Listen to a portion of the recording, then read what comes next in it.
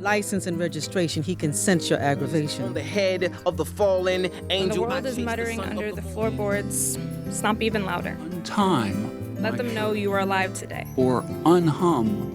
Did you know that your hands came with a ripple effect? Whisper tones unraveling like silk. Blood, sweat, and tears win by any means poetry. Sway, look at me. Is a piece of the pie too good for me? Some may call it rock the mic. We call it poetry.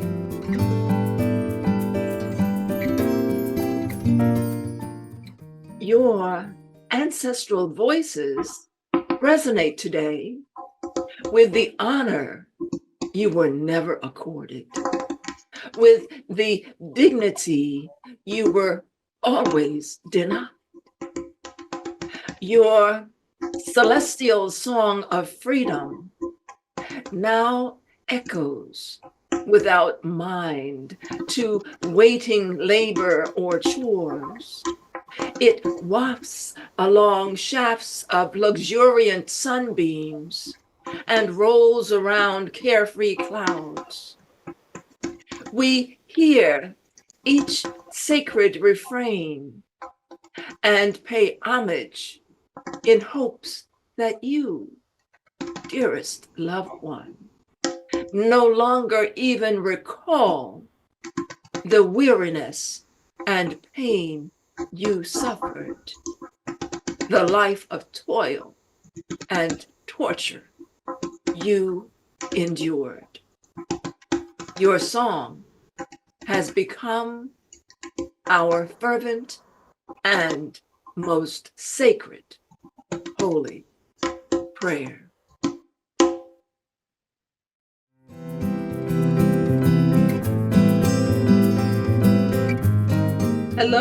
Hello, and welcome to Sojourn with Words. I am your host, Sistah Joy, and today, just like every other time right here on Sojourn with Words, we're presenting the best.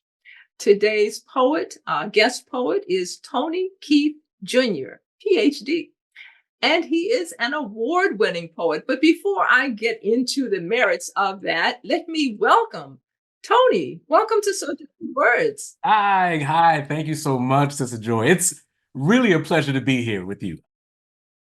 We know there are a lot of people that swim in the same orbit with you that I know that I'm like, oh my gosh, this is Sistah Joy. So I'm very excited.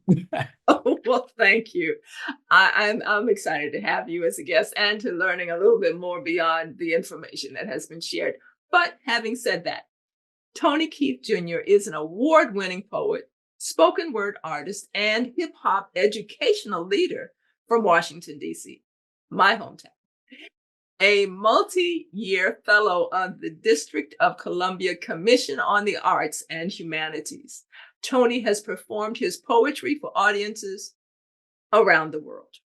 He is the debut author of How the Boogeyman Became a Poet, a young adult memoir in verse, which is coming in February 2024, and Knucklehead, a young adult poetry collection coming in winter 2025.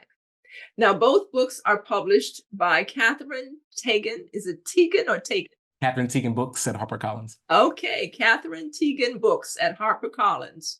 Tony is the founder and CEO of EdMC Academy. That's it, EdMC Academy, that's right. Okay, an educational consulting agency specializing in belonging, equity, and justice from a poetry and hip hop perspective. Going to hear all about that. Okay, now he lives in his native Washington, D.C. with his husband of the last 5 years, Harry Christian III. Yeah. Tony, welcome. Thank you. Hi out there. Hi, everybody. Well, we know that Tony is a mover and a shaker. He's making things happen on the poetry scene, but he has a lot that's going on. Let's zoom in first and foremost. When you talk about poetry as a literary outlet for individuals that need a creative voice or a creative vehicle for expressing their feelings, their beliefs, their ideas, and that helps them to answer certain philosophical as well as spiritual questions. Why poetry?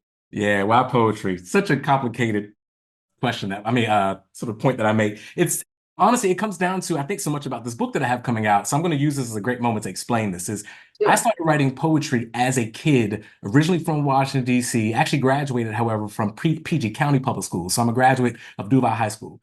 But during my childhood, moving from DC to PG, my parents were dealing with a divorce and my pop was dealing with a substance abuse problem. I was also realizing at the time I was gay. And my point is, I was always writing poetry as a way to kind of deal with the emotions that I was having as a kid, just trying to figure myself out in the world where I wasn't sure if it was okay to be out. I wasn't sure. There wasn't a lot going on. There was a lot of trauma, and not trauma, but turmoil is probably the best way for me to describe it. It was just sort of difficult for me anyway. So I would always write poems on the side to like express my emotions, which is, as a young Black boy, being able to express emotions in a literary form was just, I don't know, it wasn't something that anyone taught me to do. It felt right.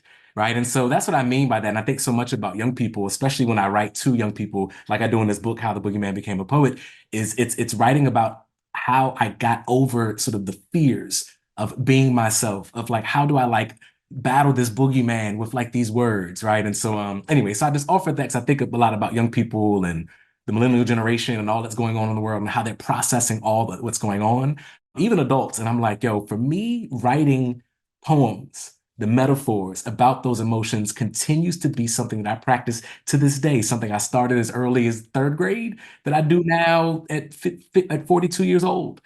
I wrote my first poem in third grade, actually at Magodny Elementary School in Southeast DC. Shout out to DC Public Schools. It was the first time I performed a poem on a stage and really kind of discovered my voice in that moment. But so yeah, that's what I mean by that. It continues to be a place where I unpack that. And you even mentioned, answering questions. I'm someone who continues to go to my poetry to answer questions. And they might be things like, why do we die? I mean, just like kind of very philosophical, or, what is love? You know what I mean? Like I go to the poems and I try to write about them just for the purpose of answering them for my own self, right? A lot of the poetry that I write it's usually for me first. Well, most poets, that's the case. Yeah. We have that introspective view, frankly, of the world, and we try to find our place in it.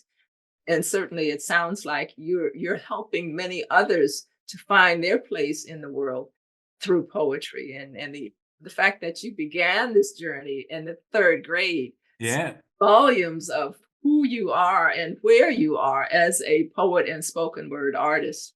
So I really appreciate that, because I'm going to plug this because this is a really important nugget. The reason why this book is called How the Boogeyman Became a Poet, because it's specifically about like how I came out of the closet, how I became a first generation college student, and how I really discovered poetry as practice. And so what's included in here is I have the handwritten poems that I wrote as a kid.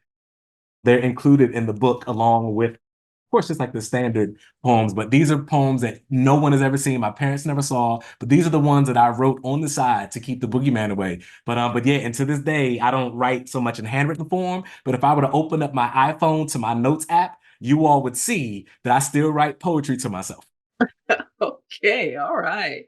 Well, that's part of the creative, the fact that you are a creative is validated by that process that you still employ. So, well, let's think about historically, the spoken word is a Black literacy practice, a verbal artistry, as it were. And I believe your view is that it was inherited from enslaved Africans who were denied access to the written word. And the word that comes to my mind, of course, is griot. Yes. So when you talk about literacy, Black literacy practice, tell us what that means to you, and how do you reach back literally through generations, through thousands of years, no less. Yeah. To embrace what has now become the written word, but you're using the spoken word format.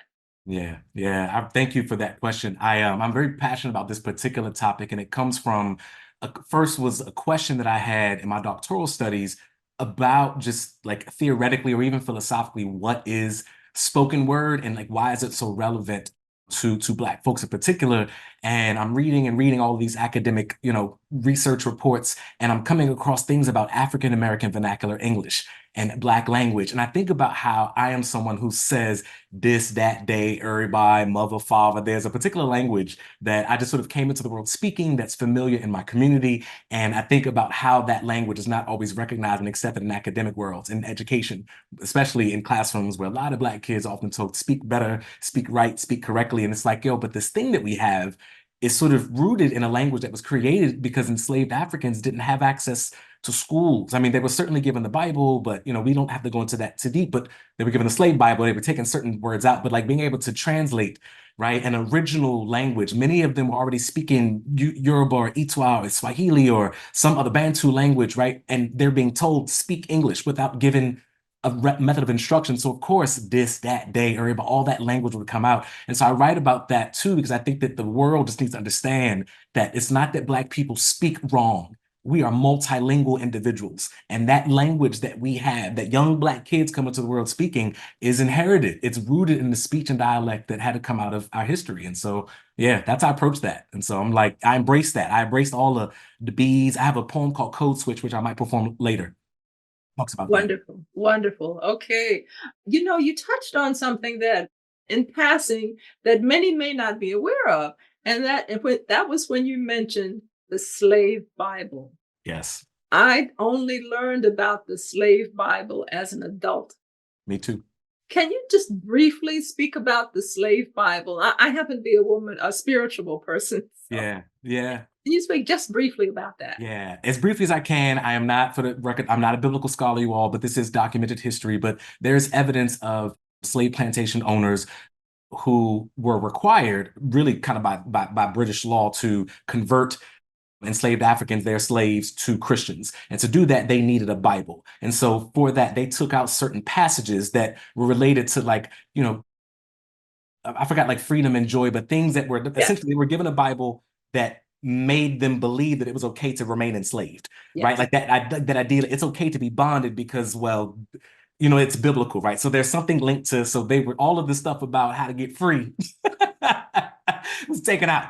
That's absolutely. I'm so glad to hear you just mention that. I was like, yeah, because I never heard of a slave Bible. Yeah. Frankly, until about 10 years ago. Yeah. And I'm not a teenager. So it's something that many of us are not aware that was a tool. And when you speak about even, Frederick Douglass speaking about the hypocrisy of Christian churches endorsing and, the runaway slave laws and all of that. Yes. And it's because there was a Bible and then there was a slave Bible. That's right. That slave Bible was a tool used to ensure. But let me not digress.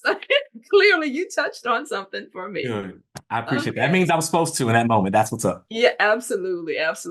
Now we're going to shift to the discussion about the hip hop functions as a cultural bridge. Yeah.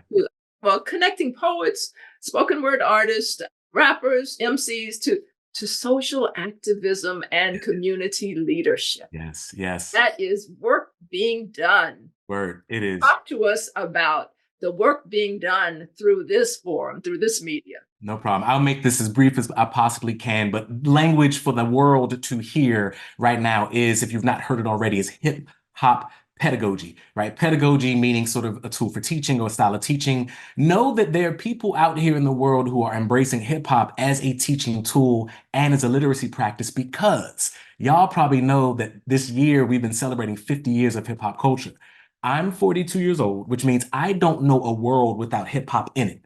And the reason why I say that is, as an educator, someone who's worked in classrooms and communities and nonprofit programs, I've been a college professor, and so many others like me, I know that we're embodying hip hop in our ways of being, and young people are responding to this, right? We think about young people who want to be rappers, right?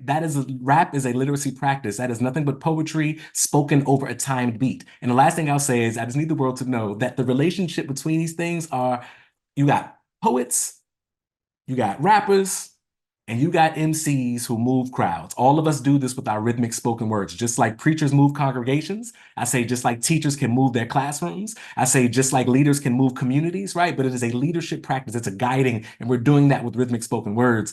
And so that's what I mean by that is hip hop is a special tool, especially for social justice. We're thinking about educating Black and brown marginalized kids and so many others who are marginalized. Think about the fact that hip hop is something that's expressed all around the world. And if we understand it as a philosophy beyond rap music, if we understand its history, its cultural origins rooted in Africa with the beat and the drum, right, then we would understand like how important hip hop is as an educational tool in our schools. And I'm going to stop right there because I could just go on and on. It's the academic in me. I'm sorry. No, that's great. That's absolutely great.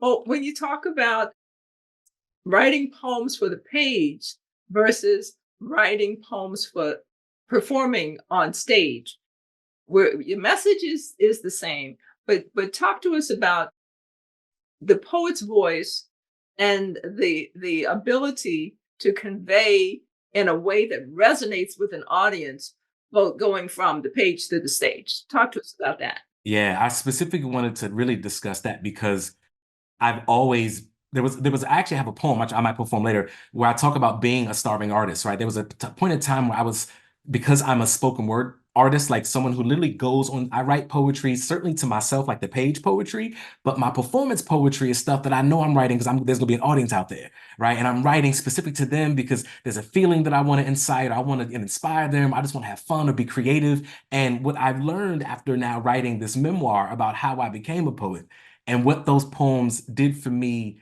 then realizing that I was sort of my own audience first, right? Like I sort of like the world was my stage and I was my own audience first. But also thinking about like how, wow, like as a language artist, there's a way that I can put words on the page that can resonate with readers. And there's a way that I can perform them on stage that resonates with people who are in the audience, right? This idea that rhythmic words and words have power on page and stage is something that has quite literally led me to having a whole career as a full-time artist and poet and a writer. It's sort of like, oh, I think I figured out sort of as that Black literacy practice, the way that it functions in multiple platforms. And so anyway, so I just say that because I literally have a book coming out and I have a poem called I Was a Poet Afraid to Publish. And so I'm just thinking about like, oh, wow, there is a relationship there between that stage and that page and the way we use the words and who our audiences are. And that's just, I don't know, I think a wonderful nugget. And I say that because while Sistah Joy, I know it's just you, me, and this little black screen, I know there's people out there, right? Like it's so an awareness of there's an audience out. Like I know y'all are performing my poems in virtual spaces. I know there's people out there.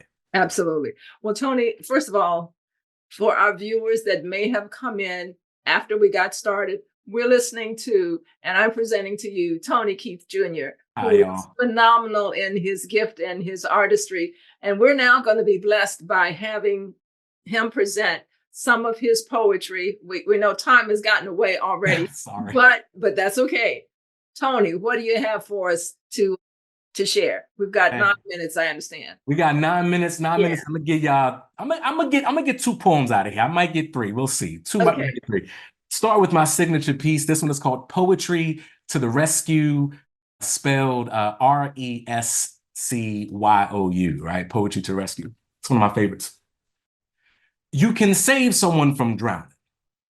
And my daddy's a minister. He really is a minister. And he says, son, if your sermon is good, you can save someone's soul. Well, Sistah Joy, I've never really been the type of person to ask for help, but if I needed some saving today, trust me, you would know. But you see, I won't be sending out an SOS message or interrupting your regularly scheduled programs. I won't be sending you an email, a text message, or putting anything on Facebook, TikTok, Snapchat, or Instagram, but instead you'll find me on a stage. Usually with a piece of paper in my left and a pen in my right hand, my mouth to be wide open and a vein poking out of my neck, my eyes to be shut tight as I focus on every single breath. Just to make sure that my lungs have enough capacity to create words that can defy the laws of gravity and that swirl into a vortex of knowledge, causing supernatural catastrophes. And while this poem ain't no tragedy, there just might be some casualties if they ain't prepared to battle me. But if you're feeling froggy this morning, then you can jump. But y'all, my poems are not for tricks, and they certainly aren't for chumps. Look, I do this for a reason. I write this for those of you with chronic and terminal diseases. I write this for those of you who probably want to Netflix and chill, but your parents are preachers. I write this for those of you who love your mama, but all she does is scream at you. I write this for those of you who love your daddy, although his eyes have never seen you. I write this for those of you who miss getting a good night's sleep after hearing your grandma sing a sweet song to you. I write this for you. I write this for those of you who work so hard to create change. You get frustrated, but you still maintain. I write this for you. I write this for those of you whose sexuality is unacceptable until it's received society's stamp of approval. I write this for us. I write this for those of you that don't have answers, yet one is always being forced from you. Y'all, I know that sometimes saying I don't know is a lie, but sometimes saying I don't know is the truth. Look, I write this for you. Been battling poetry until my ink bleeds black and blue. I'm just a superhero, y'all, with a cape made of metaphors, trying to use my words to simply save you. And yes, y'all, at some point in time, I may need a little bit of saving, but I've been investing and paying into my bank of poetry account for a little while now, so I can afford a little misbehaving. But I'm not in the game of playing with people's minds. And yes, y'all, some of the words in my poems do rhyme, but I've been doing this for a while, so honestly, it just happens sometimes. And yes, memorization will make any of my performances good. But I can't wait till y'all can pick up my book to read my messages and make sure that they never get misunderstood. Because y'all, I do this for a reason. This gift is not temporary. It does not change with the seasons. That means I can spit fire while the sky is hot, or I can cool it down while the water is freezing. And if words having power isn't something that you believe in, then I will spit on my fingertips, reach out my palm and turn this virtual altar call. And I'll start saving all of you heathens, because you see, I care about your futures. I care about your destinies. I care about your legacies. And I want y'all to know my name. I want y'all to look up in the sky and say, is that a bird? Is that a plane? And I'll be up there screaming, no, it is poetry. And I'm a poet, a social agent of change, piecing letters to words and words to sentences and sentences to sounds. I can leap over metaphors in one single bound. I am powerful enough to spark protests for equality in ghetto communities. I could talk slicker than politicians that create policies that grant rich people immunities. Y'all, I ain't choose to be saved by poetry. Poetry chose me. Poetry crept up inside my mama's womb and poetry started tickling me. I've been spitting in these rhythmic patterns since I was in grade 3, and I will continue till I'm through. So y'all, who am I? I'm just Dr. Tony Keefe Jr., a simple superhero with a cape made of metaphors, trying to use my words to simply save you. Poem number 1. Thank you for the snaps. Thank you. Thank you. Thank you. Oh, yes. I'm gonna rock into the next one. I'm not sure how much time I got left, but I'm gonna try to get this one in. This is the poem Code Switch. I decided, since we talked about Black language and African American vernacular English, I think that this is the right time to introduce that. And so something I just want to preface real quick, a part of African American vernacular English for some Black people, not all of us, is the be. So I be here, I be over there. That be functions as a verb. I just want to throw that in there. That's an inherited language thing. Connect that with I am. I am, exactly. All right, here we go, y'all. This is, okay.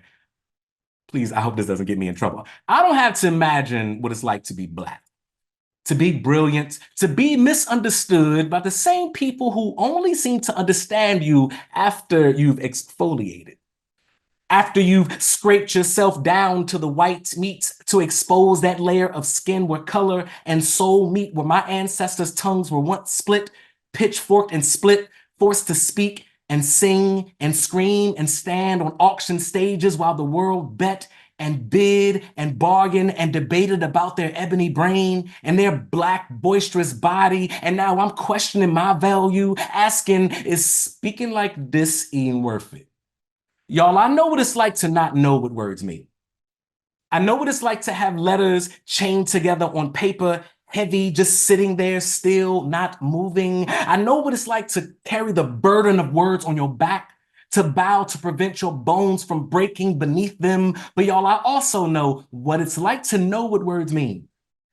I know what it's like to watch letters break dance on blue lines that look like horizontal skies cutting through white space. I know what it's like when words fly off the page and they land on your face. And I know all of this, y'all, because I'm a descendant of enslaved Africans, a people separated by their tongues on plantations on purpose, a people who published translations about their liberations through poems and songs on purpose, a people who prayed and protected and protested all the parts of Black speech. They couldn't speak in public, but they spoke in private through the spoken word on purpose. So white people, please stop telling me that your great-great-grandparents are Polish and Irish and Italian, because it comes from a place of privilege, and I don't know what place. I don't know what village of Mother Africa your ancestors might have pillaged. I don't know what great price they paid for my great-great-great-grandparents on that auction stage, but I know that I come from a people who protected this speech while they were being purchased on purpose. So there's a purpose to this poem. This poem is an apology. For every beautiful Black word, I tried to camouflage in white words. For every moment of my being, I ain't know who I was being, because being Black meant that I was more than the white world that I be in, and being as though I'm a human being with a tongue trapped in a cage it ain't asked to be in. In fact, history tells me it was beat in, but this beat in my bones made sure I kept this beat in. So this poem then is an apology for the intellectual abuse that began in my youth, but my ancestors look down and say, oh, but Tony, look at you. Standing on stages like we taught you, flipping, folding, balancing two different languages in the air, the American standard and Black savoir-faire. Its show is impressive. Its show is distinguished. Its show is debonair. But to capture its essence just in truth can't be done only in writing. Sistah Joy, you need an audience there. A sanctuary of people willing to watch you wrestle and reconcile with yourself and your words and produce a publication so worthy of praise it deserves an applause. And I propose that I am the purpose of this poem. Thank you so much. I don't even know if we have any time left. I've got one more, but thank you. Okay, I'm hoping that we can maybe get something real short in. Do you have something? Tony, this is phenomenal. We got to have you back. That's all there is to it. Let's do it. Let's do it. I will come back. I don't have enough time for that last poem. Okay, so and I got 30 seconds. We'll have to come back. We want to make sure folks know how to be in touch with you. So what are your social media handles? How can people reach out to you? I am at Tony Keith Jr. on all social media handles, www.tonykeithjr.com, or you could just Google Tony Keith Jr. and see my book, How the Boogeyman Became a Poet, out February 6th everywhere. Fabulous. Well, Tony, we are blessed by your offering today. I look forward to staying in touch with you and finding out whenever there's an opportunity to come to and support you, come to any of your events and support you and hopefully maybe present you to some of my audiences as well. Wow, I would love that. So let's stay in touch. And for those who are unfortunately coming in just now, we've been listening to Tony Keith Jr., one of the wonderful guest poets here on Sojourn with Words, presented by CTV out of Largo, Maryland in Prince George's County. We're very excited, and remember, whenever you can, pick up a pen and keep writing.